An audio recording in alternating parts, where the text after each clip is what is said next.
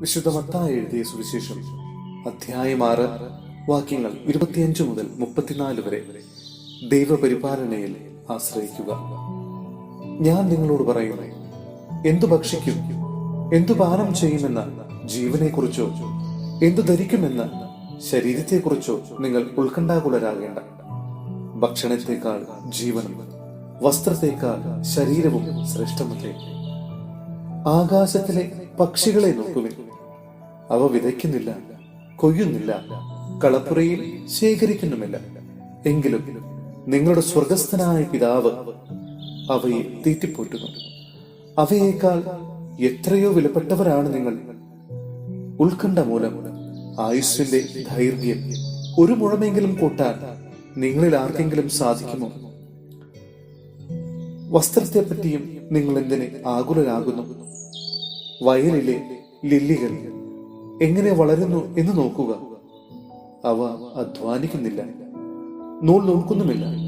സത്യമായി ഞാൻ നിങ്ങളോട് പറയുന്നു, സോളമൻ പോലും തന്റെ സർവമഹത്വത്തിലും ഇവയിൽ ഒന്നിനെ പോലെ അലങ്കൃതനായിരുന്നില്ല.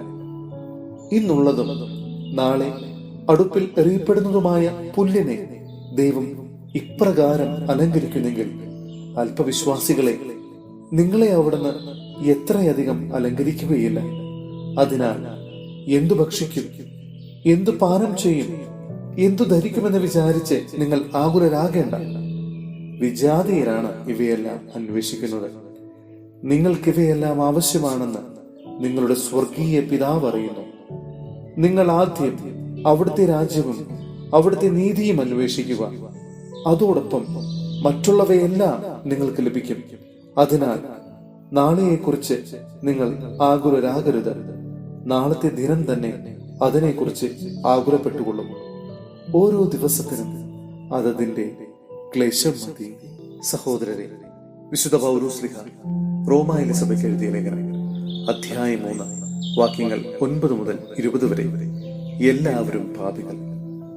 അപ്പോഴെന്ത്? യഹൂദരായ നമുക്ക് വല്ല മേന്മയുമുണ്ടോ? ഇല്ല, അശേഷമില്ല.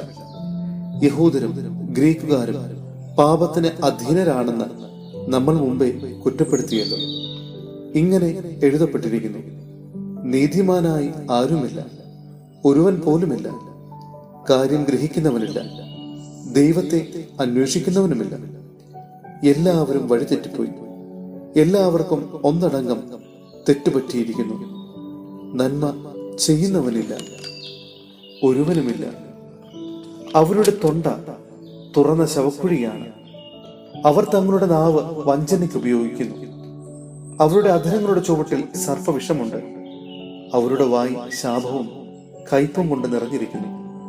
അവരുടെ പാദങ്ങൾ രക്തം ചൊരിയാൻ വെമ്പുന്നു. അവരുടെ പാതകളിൽ നാശവും ക്ലേശവും പതിയിരിക്കുന്നു.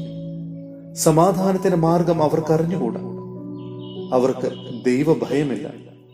നിയമത്തിന്റെ അനുശാസനങ്ങളെല്ലാം നിയമത്തിന് കീഴുള്ളവരോടാണെന്ന് പറയപ്പെട്ടിരിക്കുന്നതെന്ന് നമുക്കറിയാം.